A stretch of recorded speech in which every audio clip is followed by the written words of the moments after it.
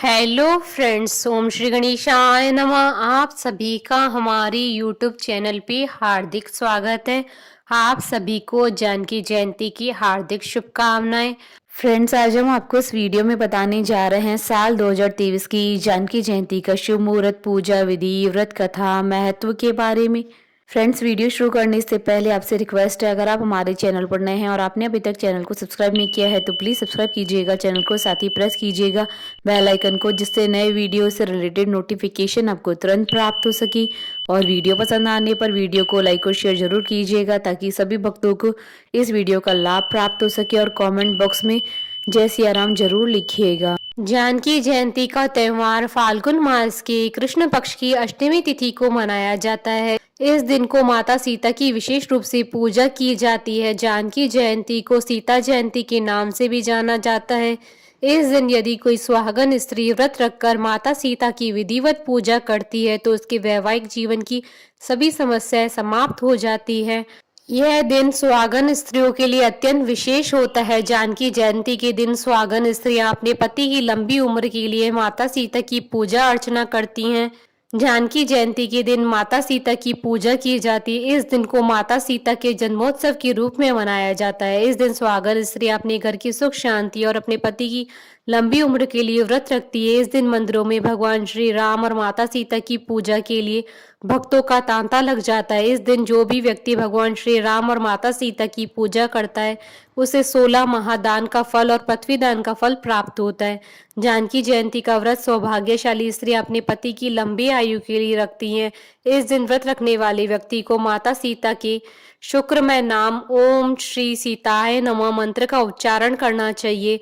इससे बहुत अधिक लाभ प्राप्त होता है। इस दिन जो व्यक्ति भगवान श्री राम और माता सीता की विधि विधान से पूजा करता है उसे 16 महान दानों का फल प्राप्त होता है, जिसमें पृथ्वी दान का फल तथा समस्त तीर्थों का फल प्राप्त होता है। माता सीता का जन्म पुष्य नक्षत्र में मंगलवार के दिन हुआ था। माता सीता राजा जनक की पुत्री थी, इसलिए माता सीता को जानकी के नाम से जाना जाता है। फ्रेंड्स, अब आइए जानते हैं जानकी जयंती के शुभ मुहूर्त के बारे में। हिंदू पंचांग के अनुसार साल 2023 में जानकी जयंती 14 फरवरी 2023 मंगलवार के दिन है।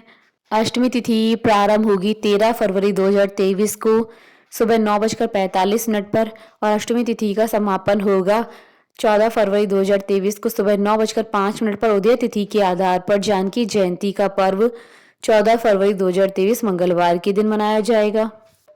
पूजा विधि। जानकी जयंती के दिन साधक को सबसे पहले ब्रह्म मुहूर्त में स्नान करके साफ वस्त्र धारण करने चाहिए। इसके बाद स्वच्छ भूमि पर गंगा जल छिड़ककर उस पर मंडप बनाएं। यह मंडप 4, 8 या 16 स्तंभों का होना चाहिए। मंडप के मध्य सुंदर आसन रखकर भगवान श्री राम और माता सीता की स्थापना करें। पूजा में सोने की, पीतल की, तांबे की या मिट्टी से निर्मित कोई भी मूर्ति स्थापित कर सकते हैं। यदि आप मूर्ति स्थापित नहीं कर सकते हैं तो आप श्री राम और माता सीता जी की तस्वीर भी स्थापित कर सकते हैं। इसके बाद भगवान गणेश और माता गौरी की पूजा करें। उसके बाद ओम श्री जानकी रमाभ्याम नमः मंत्र के द्वारा आसन, पाद्य, अर्चन और आचमन करें। इसके बाद भगवान श्री राम को पंचामृत से स्नान कराएं। भगवान श्री राम और माता सीता को वस्त्र और आभूषण अर्पित करें। इसके बाद गंध, सिंदूर, चंदन, पुष्प, माला, फल, नैवेद्य, मिष्ठान भी श्री राम और माता सीता को अर्पित करें। इसके बाद उनकी विधिवत धूप व दीप से पूजा करनी चाहिए। इसके बाद भगवान श्री राम और माता जानकी की कथा सुननी चाहिए। कथा सुनने के बाद भगवान श्री राम और माता सीता को मिठाई का भोग लगाना चाहिए और उनकी धूप दीप से आरती करनी चाहिए। इसके बाद नवमी तिथि के दिन यह सभी वस्तुएं किसी निर्धन व्यक्ति या ब्राह्मण को दान कर देना चाहिए। इसके बाद नवमी तिथि के दिन ही मंडप का किसी पवित्र नदी में विसर्जन करना चाहिए। जानकी जयंती की कथा। पौराणिक कथा के अनुसार एक बार मिथिला में बहुत भयंकर अकाल पड़ा था। उस समय मिथिला के राजा जनक हुआ करते थे। वे बहुत ही पुण्य आत्मा और दयालु राजा थे। वे धार्मिक कार्यों में बहुत बढ़ चढ़कर रुचि लेते थे। ज्ञान प्राप्ति के लिए वे सभा में कोई न कोई शास्त्रार्थ करवाते रहते थे और विजेताओं को गोदान भी करा करते थे। लेकिन इस अकाल ने उन्हें विचलित कर दिया। अपनी प्रजा को भूखा मरते देख उन्हें बहुत पीड़ा होती थी। उन्होंने इस समस्या के समाधान के लिए अपने राज्य में ज्ञानी जनों को आमंत्रित किया। उस सभा में बैठे सभी ज्ञानियों ने अपनी राय राजा के सामने रखी। सभी विद्वानों ने एक ही बात पर सहमति जताई कि यदि राजा जनक स्वयं ही खेतों में हल जोते तो अकाल दूर हो सकता है। इसके बाद राजा जनक अपनी प्रजा के लिए हल उठाकर चल दिए। जिस जगह पर राजा जनक ने हल चलाया था वह स्थान वर्तमान समय में बिहार के सीतामढ़ी के पुनौरा गांव को बताया जाता है। इसके बाद राजा जनक खेतों में हल चलाने लगे। वह हल एक जगह आकर अटक गया। राजा जनक ने पूरी कोशिश की लेकिन हल की नोक ऐसी धसी हुई थी कि वह निकलने का नाम नहीं ले रही थी। इसके बाद राजा जनक ने अपने सैनिकों से कहा कि वे आसपास की जमीन की खुदाई करें और देखें कि हल की नोक कहाँ पर फंसी हुई है। इसके बाद सैनिकों ने वहां पर खुदाई की जिसमें एक बड़ा सा कलश मिला। उस कलश को खोला गया तो उसमें से एक सुंदर कन्या निकली जिसे राजा जनक ने अपनी पुत्री के रूप में स्वीकार किया। उस समय मिथिला में जोर से बारिश हुई। राजा का अकाल दूर हो गया।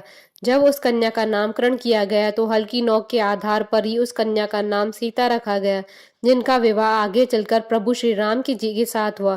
बोलिए सिया रामचंद्र की जय, माता सीता की जय। हमारे साथ इस वीडियो में अंत तक बने रहने के लिए आपका धन्यवाद। ओम श्री गणेशाय नमः। जय सिया राम।